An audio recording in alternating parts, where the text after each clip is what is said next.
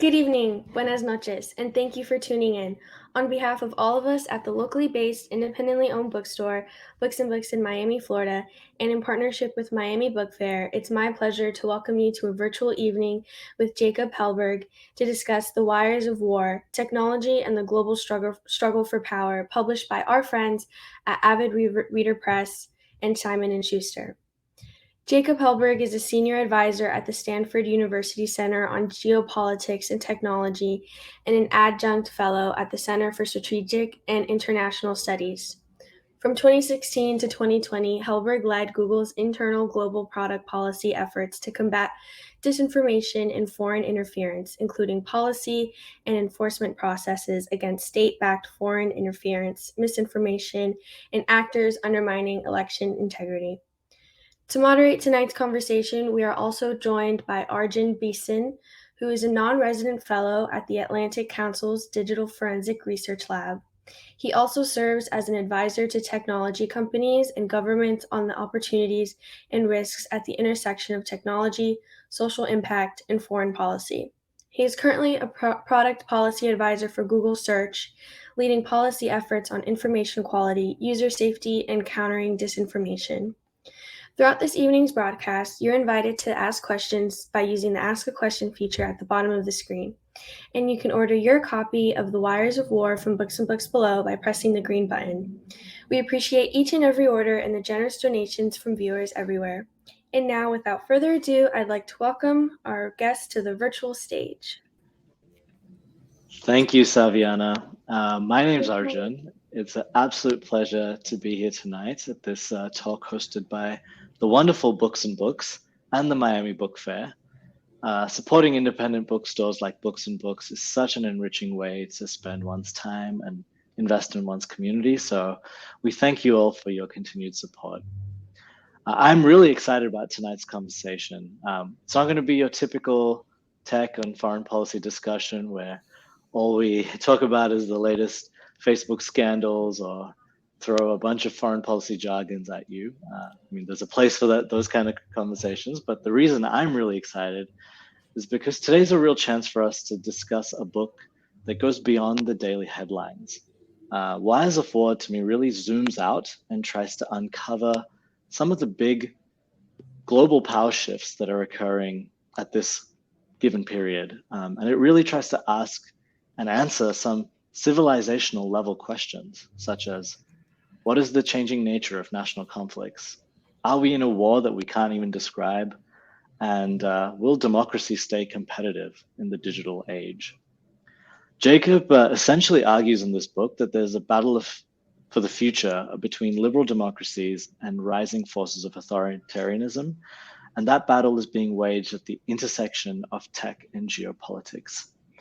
These are some pretty heavy topics, but I'm pretty confident we're going to have an entertaining conversation because Jacob does not pull any punches, especially on his thoughts about responsibilities of governments and tech companies. So I'm really looking forward to this one.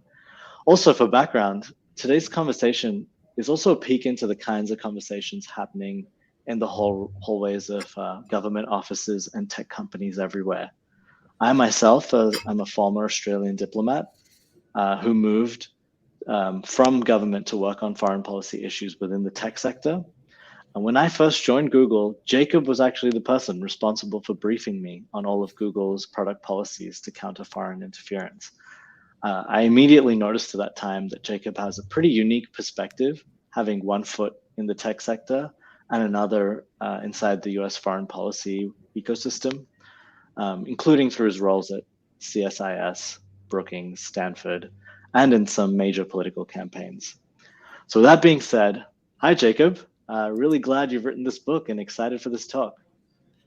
Thanks, Arjun. And it's especially a pleasure to be talking about this very important topic that is personal to me with a former friend and colleague, and a forever friend, and have a conversation hosted by Books and Books and the Miami Book Fair, particularly as a relatively new Miami resident. So thanks for hosting this. Great. Well, let's get into it. I know the book starts with you in 2017, sipping your coffee in a Google cafe, and it seems like a sunny day, but it really dawns on you in that period right after the US elections that the ugly world of geopolitics has now come to Google. So for those who haven't yet read the book or don't follow the tech and foreign policy press too closely, can you share a quick overview of what were the kind of things you were seeing that made you have this realization about geopolitical competition coming to the tech sector? Well, the first point of exposure that I had to geopolitics impacting the tech sector was foreign interference in the wake of the 2016 election, which was at the time a very new and emerging trend that a lot of people had a hard time coming to grips with and fully understanding, and information about what had happened took a while to really unfold. And ultimately, the Rod Rosenstein investigations at the Justice Department that were published in 2017 were incredibly helpful in laying out such a comprehensive picture of what took place.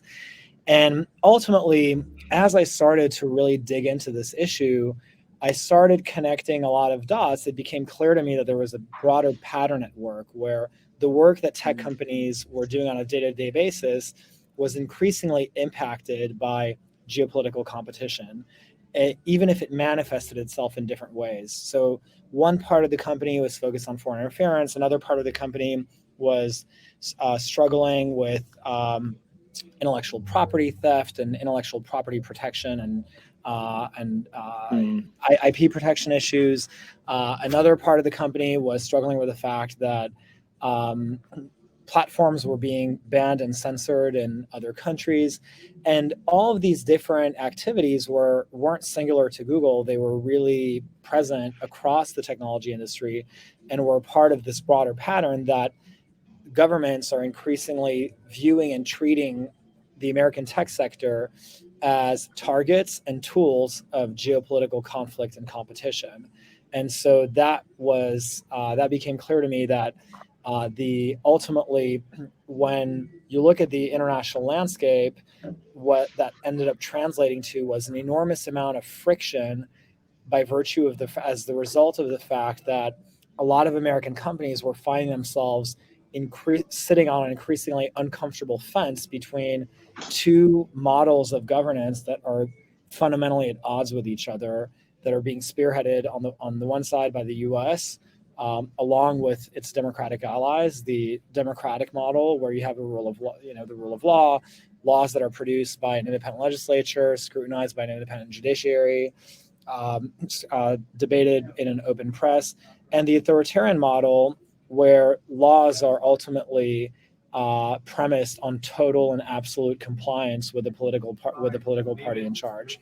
And so that pattern ultimately ended up percolating across the tech industry, and it became clear that that technology was becoming an integral part of geopolitical competition. Yeah, you really cover the various facets facing tech companies in the first part of your book. But one thing I really appreciated is how you also teased out the way that technology had become such a central element of foreign policy. For example, you talk about how submarine cables are now key elements of national interests of companies. It's not just tech companies, it's actually the technology infrastructure becoming part of the foreign policy apparatus. And could you share more about how you see technology assets being talked about within foreign policy circles? So I think one of the really big developments that happened in the late 2000s and really throughout the course of the 2010s was that authoritarian governments realized in the early 2010s through the Arab Spring the potential for dual-use commercial technologies to essentially be vehicles of geopolitical weapons when they saw people using platforms to assemble, organize, and ultimately overthrow authoritarian governments that had been in place for several decades. In the West, we didn't fully appreciate the dual use. We thought that these technologies only worked in one direction, that they were a liberalizing force.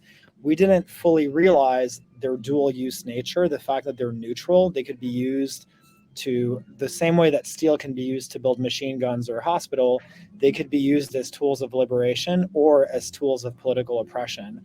So what happened was after the Arab Spring, Russia, China, and Iran started scrambling for their survival and went on a crusade to centralize their control of the internet by trying to centralize their control of the information infrastructure of the internet within their countries. And ultimately, in 2014, 2015, 2016, Russia started using these technologies to go on offense. So it wasn't just about defense anymore. They wanted to use it to basically discredit and weaken and attack democratic forms of governance abroad.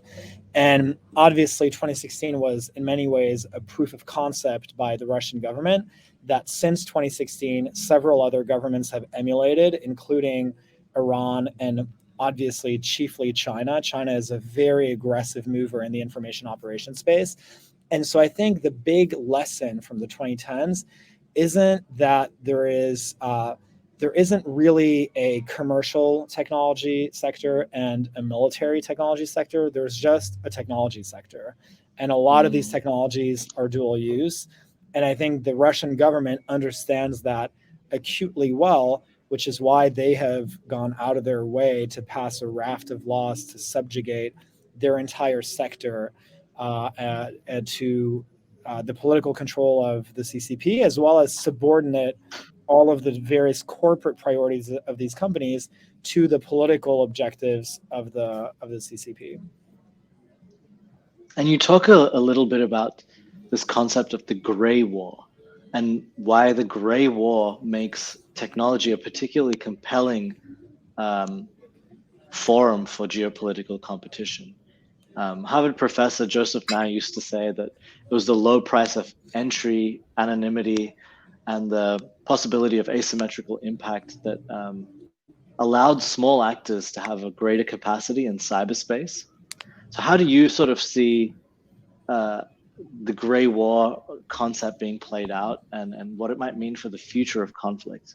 Or maybe you could even outline what gray war means before we jump into that. So basically, I characterize the ongoing political struggle between the U.S. and democracy and autocracy generally as some people call it a Cold War, some people call it a competition. I call it a gray war. The reason is because as I was going through the intellectual exercise of thinking through how does one define the current paradigm of geopolitical competition and the struggle for power, and as I wrestled with that question, it became clear to me that today a pervasive feature and characteristic of day-to-day international politics is gray zone conflict. Governments attacking each other in the gray zone. The reason for that, as I explained in the book, is because there's an inverse relationship between the degree of destructiveness and the practical usability of new forms of weapon of gray zone conflict, which I'm happy to talk about in slightly more detail in a minute. And so because the gray war and day-to-day political warfare today is ambiguous, it's amorphous, it's shape-shifting. That's why I decided to call it the gray war, because ultimately we are living in a generalized environment where gray zone conflict is ultimately driving much of international politics. And you intentionally use the word war, which has strong connotations and is quite provocative, particularly as Americans generally are pretty war weary at this point after decade-long engagements in the Middle East. Why do you prefer this particular framing of war over other types of geopolitical competition? Well, I don't use that term lightly because I know and fully appreciate the fatigue that a lot of people have with war. We are a country that is coming out of the longest war it's had in its history, and people are completely understandably tired of being at war. With that being said, peace is ultimately a two-way process, and unless it's pursued by both sides, it'll be achieved by neither. And what concerns me is that today, after so many decades of attempts by the U.S. government to extend an olive branch to promote peaceful coexistence, as American foreign policy experts have said, between the U.S. and China, China really hasn't met the U.S. at the altar.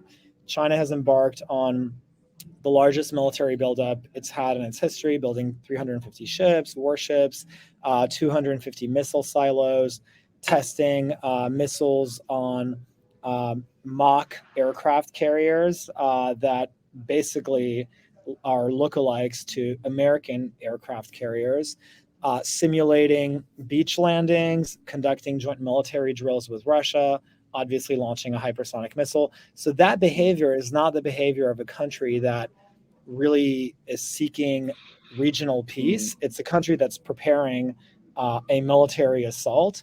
And that is deeply concerning because ultimately, when the last time the US and really the world was faced with an autocratic, ambitious, revisionist political power that views itself as wanting to rise back from a period of past humiliation, there really was no possible negotiation that ultimately ended up being successful. What happened was, and obviously I'm referring to Germany in the 30s, no matter how many political attempts were made by France and Britain who wanted to avoid a war at all costs, ultimately they ended up being deceived time after time because they were interacting with an aggressive authoritarian government whose pattern of behavior was completely at variance with their own.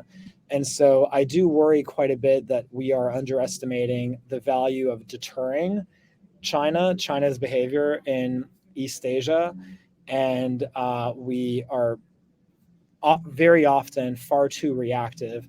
To answer your initial question about why I think that the word war is more accurate than competition, the reason is that one can afford to lose a competition. So we're in a commercial competition with Germany and Japan, but fundamentally, if Germany and Japan are more commercially successful than us, it's not going to fundamentally change the American way of life or impact the future survival of American democracy.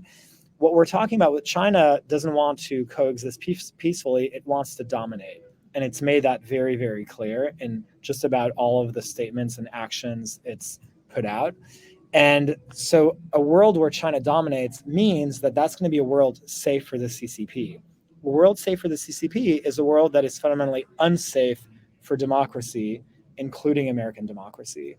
And so when your political survival is on the line, when what you need is sometimes to accept short-term costs in order to deliver, in order to prioritize and produce a successful outcome, you're really talking about a war. When you're talking about a competition, you may not be willing to accept short-term costs because you lack the appreciation of the urgency of the current moment.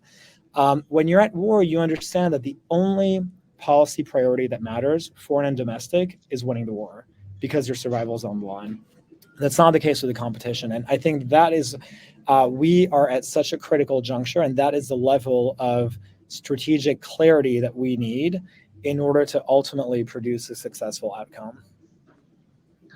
Yeah, it sounds like a real call for urgency in this space. It is, yeah. And, it was quite prescient in your book because yesterday the US Department of Defense released its annual report on Chinese military power.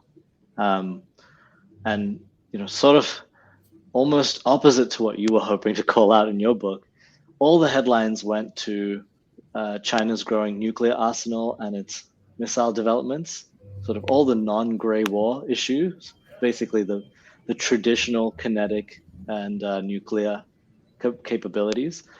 But underneath the headlines, the report is very clear in outlining how China seeks to leverage emerging technologies to become a military and commercial leader, which is something that you talk at great lengths in your book. So, kudos to you for outlining that disparity before the defense establishment really started paying enough attention to it publicly. And So if hopefully I for could the just no, add, sorry, sorry, go ahead. yeah, no, go for it. Yeah, if I could just add one point on that, on China building up its nuclear arsenal. I think one of the dynamics, I mean, ultimately, an underlying premise of why I use the word war and why I call it a gray war is the basic idea that war is a spectrum. It's not totally binary. You're not either totally at peace or totally at war. War is a spectrum, and there's a gray zone between war and peace. And so, the book basically makes a ferocious argument that we are already in a gray war where you have direct attacks between the US and China every day. But as was outlined in the report, and as we see with China's conventional weapons buildup, the question today, I think, is less whether or not we're in a gray war. We already are. But the question is, does that gray war become hot?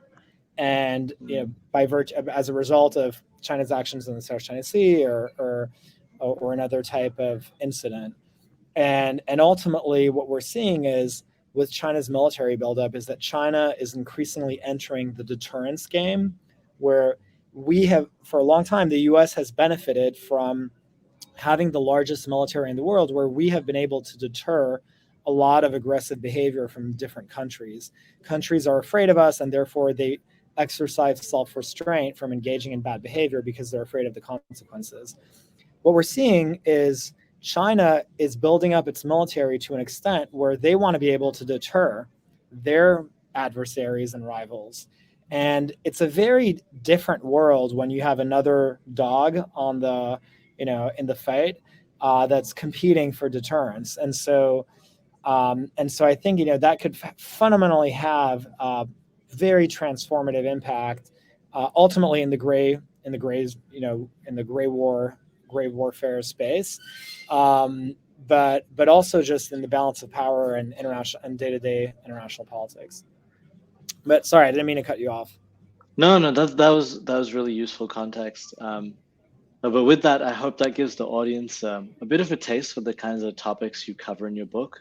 We could dive into the various chapters at length, but I don't want to give it away. So maybe I'll pivot here a little to talk more about another element of your book that was quite interesting. Its tone.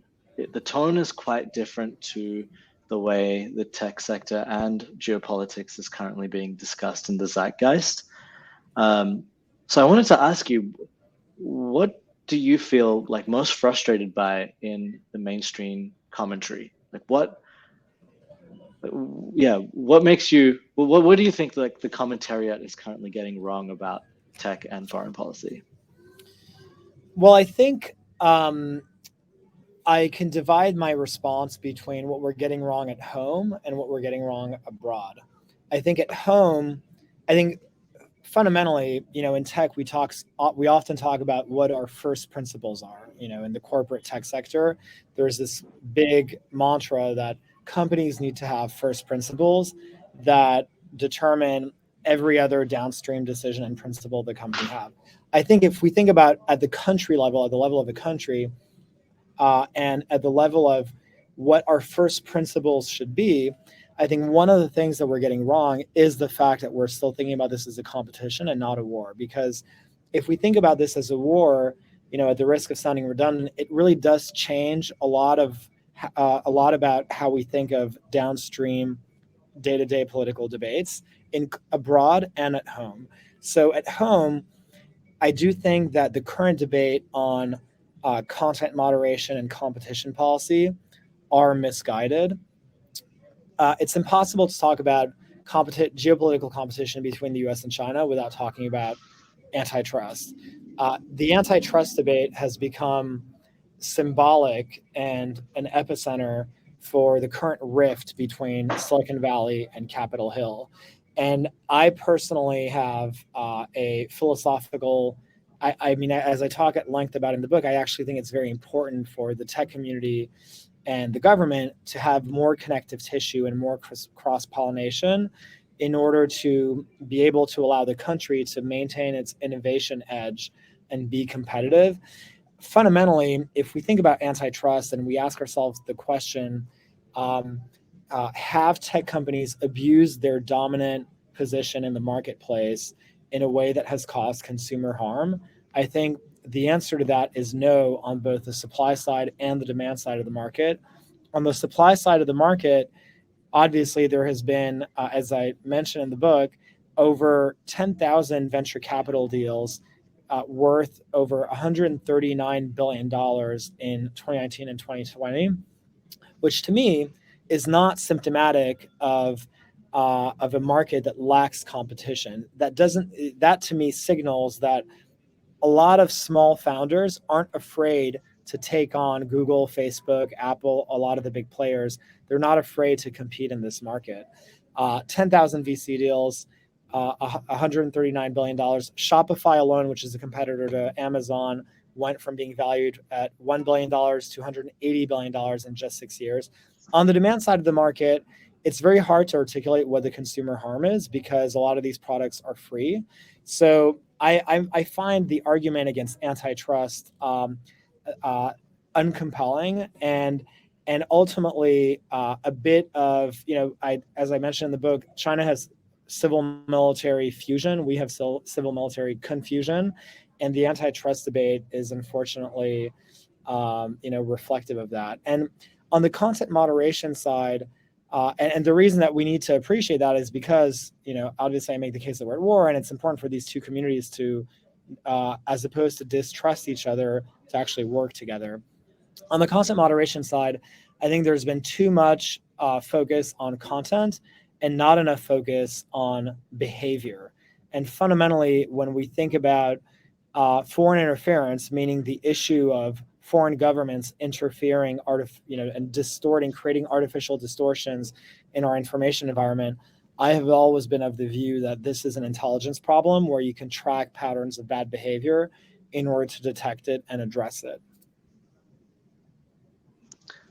I see. So you're talking, yeah, that makes sense. So it's more about malicious behavior, like treating it almost like spam, rather than trying to decipher whether a piece of content is good or bad or truthful or hateful or so forth. Okay.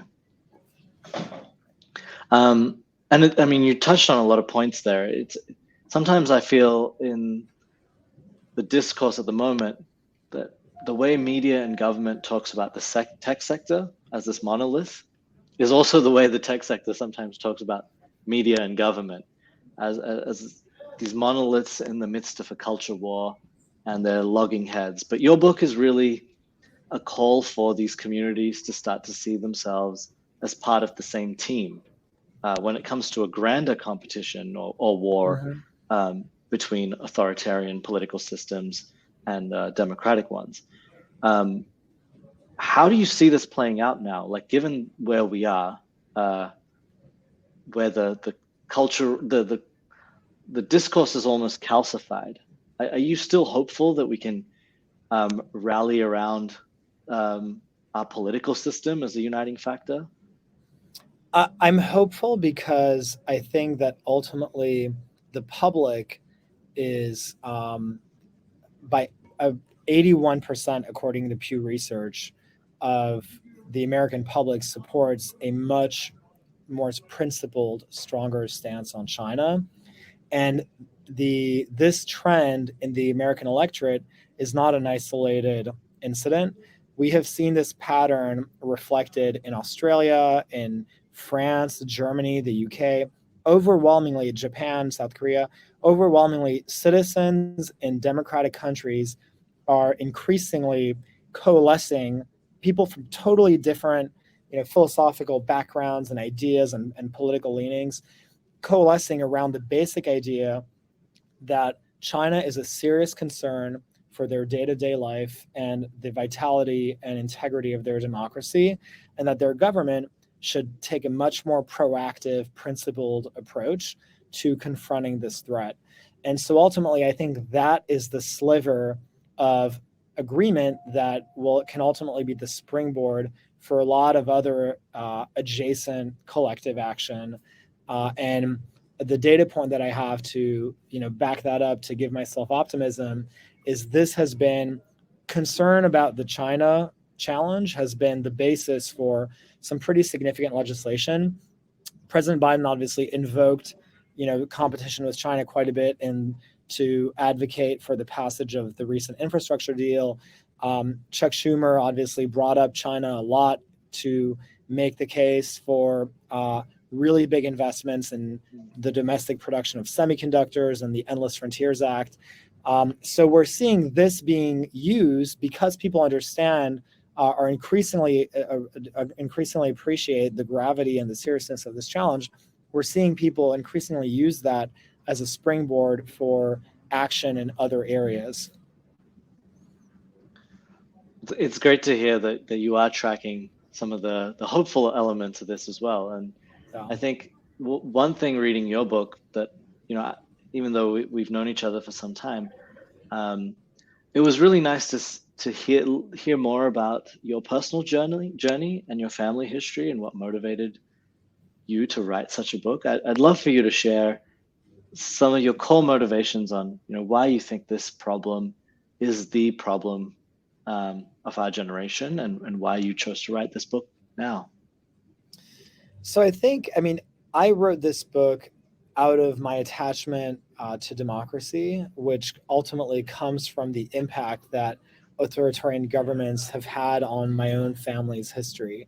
My father's parents were Holocaust survivors. My mother's family fled Italy for Tunisia in the 1800s when Napoleon emancipated the Jews.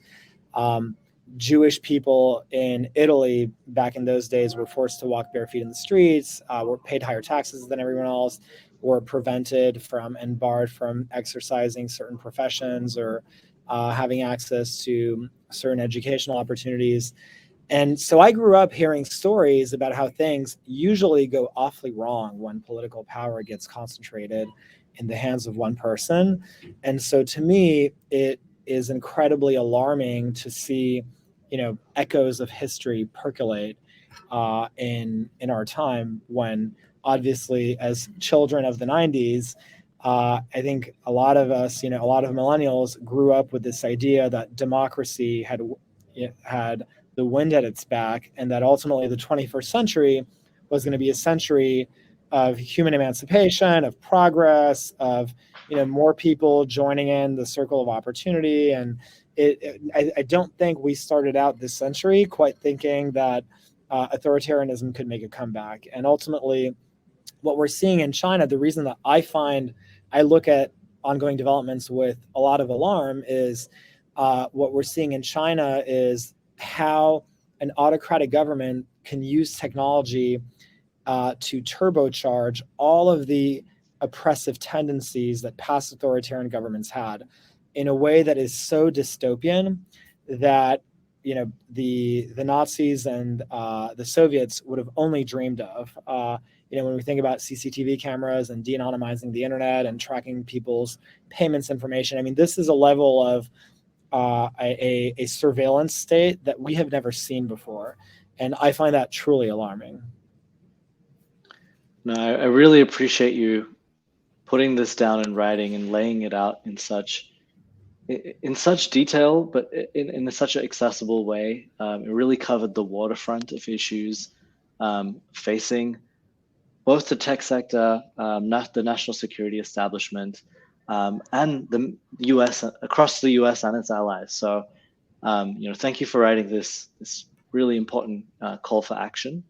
And as we wrap up this session, I know this is part of the Miami Book Fair. So I wanted to ask you, what else are you reading, or what do you think would pair well with your book? Well, I would say two books immediately come to mind. A book by my good friend Rush Doshi called The Long Game, which provides such incredible analysis that he has produced based on reading and translating original Chinese political documents that were written in Chinese and translating them, and about how for the U.S., we often think of the Cold War as ending in 1989, 1990. For China, the Cold War never ended. And so he goes into great detail about Chinese geopolitical strategy to, quote unquote, blunt America over the course of 20 years. And I have found that absolutely eye-opening and incredibly fascinating. The other book that I would recommend is the collection of speeches by Winston Churchill, particularly during the interwar period.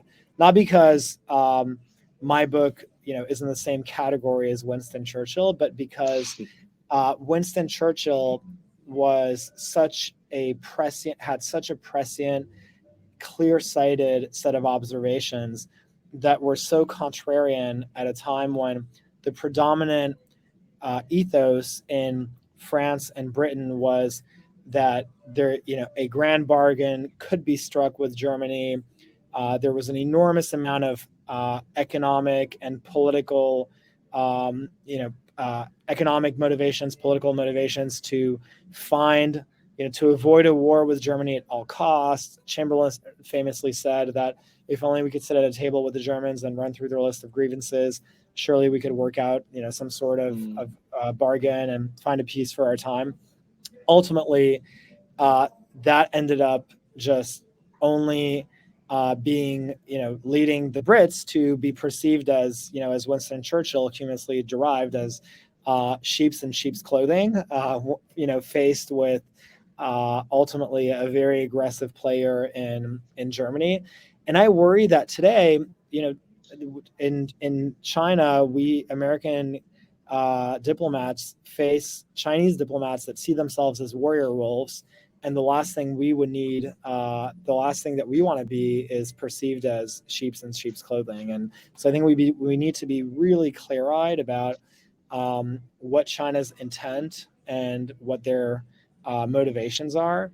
And ultimately a significant political cleavage that really differentiates political thinkers today, foreign policy thinkers, is between those that look at challenges going on in the South China Sea and favor a more reactive approach versus those that favor a more proactive approach. And ultimately, I decidedly find myself in the camp of we need to be much more proactive at preventing a Chinese invasion of Taiwan, at preventing China's expansion of influence abroad, and ultimately carrying out a much more proactive agenda to stop the backslide of democracy around the world. Great. I'll definitely add those books to my list and make sure I pick them up at Books and Books. I mean, I might just throw in one more recommendation. Yeah, I just finished reading. I'm curious to actually know which ones you're reading. I mean, this is a thick one. It's not the lightest read, but Putin's People. What is it? Interesting. How the KGB took back Russia and then took on the West. It's not on China. It's on Russia, but it's a great book on actually mapping out how to secure authoritarian political control in a large country. So a couple of recommendations for our listeners. Now we'll open it up to Q&A. I don't know if Saviana's going to run it, or I'm happy to look at the questions, but there's an area to ask questions in Crowdcast. I see we have one question already, so maybe we can kick off with that one as others think up additional questions. So Jacob, what was the writing process like for this book? So the writing process, I think, kind of came in 3 phases. The first was deciding and building out the outline. That was probably the longest part of the process, really honing in on what the substance of the book was. The second was ultimately, because my publisher was Simon & Schuster, which is a mainstream press, and because my goal for the book was to address, part of the intention was for the book to help trigger and encourage a broader policy debate. My goal was to address the broadest audience possible. And so therefore, it was very, very important for me to write the book in a way that was accessible and wasn't a dry, wonky policy book. So I spent a lot of time thinking about how to write the book in a way that had a lot of narration to it, had a lot of analogies to make more technical concepts easier to digest and understand, and think about with a certain sense of perspective. And then the last part of the work really came on wrapping everything together and basically writing out the content. Okay, great. And what's been the most surprising thing about how it's been received? Like, what is something you didn't expect to see? I actually would say that I expected. I mean, the book does make some relatively bold observations and arguments, like the fact that it is my belief that war is a more appropriate term to refer to the current political struggle between the U.S. and China than competition. And I expected to experience more pushback, and I've actually been surprised to see the enormous degree of positive reaction that I've had online. And I think my main explanation for this, Arjun, is that I think there is such appetite out there for calling it how it is, and saying out loud what a lot of people think and feel, and so I think to a lot of people, it was already kind of intuitively clear that what we have with China is not an authentic peace. And so I think a lot of people weren't that surprised by the nomenclature I used. What advice would you give to others looking to write about this topic? The advice I would have, well, I guess it depends a little bit on what the specific topic is, but the advice I would have is really talking to a lot of people that are operating in the space, and trying to step outside of just the ecosystem of think tank scholars in Washington, who are all very talented and extraordinary and produce great work. But it's really useful to talk to practitioners, to talk to, I spoke with people from the American Manufacturing Association. I spoke with people that are out there living the day-to-day of, the impact of deindustrialization, of all of these big trends of intellectual property theft. And so removing yourself from outside of the beltway, the echo chamber of the beltway, is incredibly useful to get the perspective you need to actually develop original thoughts. It is very, very hard to not fall into the pattern of mimicking what a lot of other people are saying when you're kind of trapped in an echo chamber. But when you remove yourself from that, it's easier to get the perspective you need to start to develop truly original ideas. Thanks for sharing that, Jacob. And I think that takes us to time. I might check if I should be passing back to Saviana at this point, but just wanted to wrap up by saying big thank you, Jacob. Appreciate you taking time to talk about your great new book. Yeah, I think we have time I know there's one more question left, so if you wanted to go ahead and do that last one. If not, we can. Oh, great. Okay. Up here, whichever. Sure. Sure. Okay. Let me read out the question. It says, what has been your favorite part of working in this field, Arjun and Jacob? Why don't you take it first? All right. Well, my favorite part has been getting to know and working with people like Arjun. It's working with people that bring to these really complicated issues a sense of pragmatism, and working from the private sector. I can primarily speak for what it's been like working in the private sector on the tech side of these issues.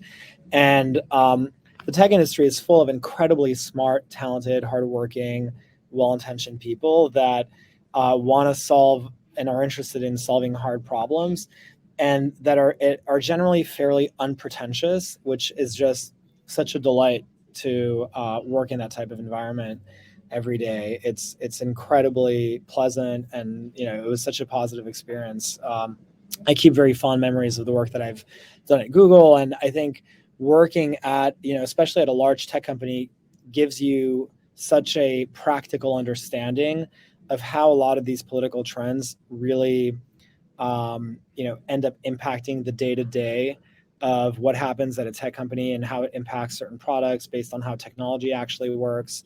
And so I think having that kind of practical understanding of where the rubber meets the road, I found to be incredibly intellectually interesting.